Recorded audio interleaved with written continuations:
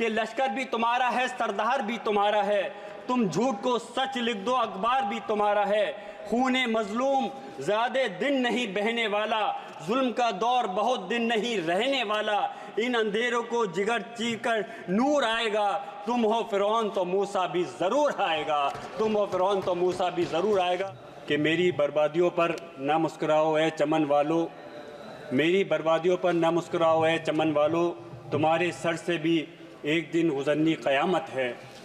मैं आप लोगों से कहना चाहूँगा जो आज बजट का ढिंढोरा पीट रहे हैं कि ये बजट बहुत बड़ा बजट है और आम जनता के लिए बजट है, ये आम जनता के को बचाने के लिए बजट नहीं बल्कि ये बजट सरकार को बचाने वाला बजट है। मैं कहना चाहता हूँ कि इस वक्त आपने रोज़गार देने के नाम पर वादा किया था कि हम हर साल 2 करोड़ रोज़गार देंगे 2014 में, और 2014 से लेकर अब तक 10 साल हो गए। अगर आपने रोज़गार दिया होता तो 10 करोड़ रोज़गार होता और हर परिवार के अंदर एक आदमी को रोज़गार मिला होता, लेकिन आपने उनके साथ धोखा किया है। आप बताइए मुझे, जो आपने कहा था कि हम रोज़गार के नाम पे जो लोगों को ठगने का काम किया है, अगर आज कहीं भर्तियां निकलती भी हैं तो उनका पेपर लीक हो जाता है।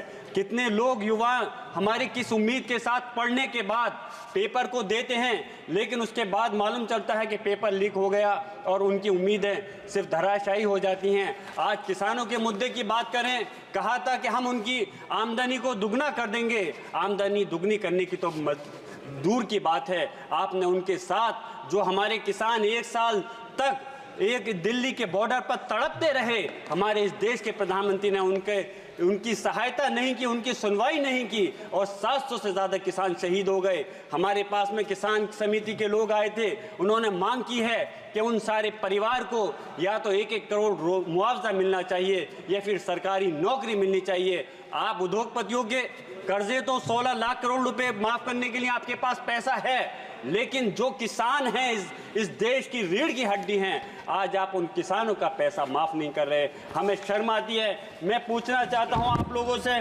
कि इस वक्त आज एजुकेशन की अगर हम बात करें कि जो एजुकेशन के नाम पर हमारे अलीगढ़ मुस्लिम यूनिवर्सिटी जहां से मैंने भी तालीम हासिल की है और जामिया मिलिया इस्लामिया, आप उनका लगातार बजट घटाते जा रहे हैं। एएमयू के जो 5 कैंपस थे उनका वो बंद होने के कगार पे आ गए हैं। आप उनके साथ क्यों खिलवाड़ कर रहे हो? यूपीए के टाइम पर सच्चर कमेटी की रिपोर्ट थी कि मुसलमान दलितों से भी ज़्यादा पिछड़ चुका है, लेकिन आपने भाजपा कहती थी कि हम मुसलमान के हाथ में एक हाथ में कंप्यूटर देंगे और एक हाथ में हम उनके कुरान देंगे, लेकिन उन्होंने सिर्फ उनके साथ में धोखा किया, छलने का काम किया।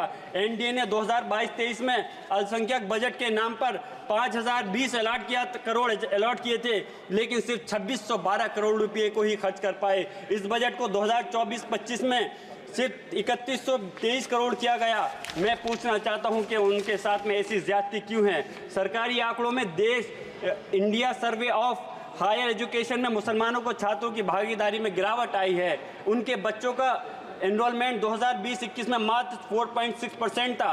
स्किल कॉलेज ऐसे हो गया है जैसे मुसलमानों को जाहिल रखना चाहते हैं। इसके सबसे बड़ी मिसाल एएमयू और जामिया का लगातार घटता बजट है।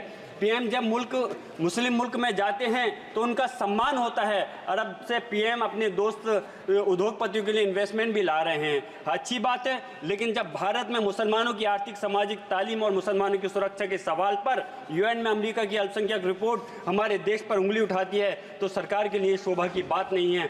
आखिर उसके बाद भी मॉब लिंचिंग, बुलडोजर चलाकर मुसलमानों के मकान गिराकर खुद भाजपा सरकार क्या देना चाहती है? अलीगढ़ मुस्लिम यूनिवर्सिटी के लिए मैं बस अपनी बात को ख़त्म कर रहा हूँ। माननीय अध्यक्ष महोदय, अलीगढ़ में हमारे माननीय अध्यक्ष राष्ट्रीय अखिलेश यादव जी ने एक डेलीगेशन बना करके भेजा था और उसमें मैं गया था जहाँ पे मॉब लिंचिंग हो गई। और उनके अफसोस की बात यह है कि मॉब लिंचिंग होने के बाद कि फिर वहाँ के भारतीय जनता पार्टी के लोग उनके जिन्होंने मॉब लिंचिंग की है उनको बचाने का काम करते हैं। हम बुलडोज़र चला देते हैं। मैं कहता हूँ बुलडोज़र चलाने का काम, सज़ा देने का काम कार्यपालिका या व्यवस्थापिका का नहीं है, न्यायपालिका काम है। बस मैं अपनी बात खत्म कर रहा हूँ शेर के साथ।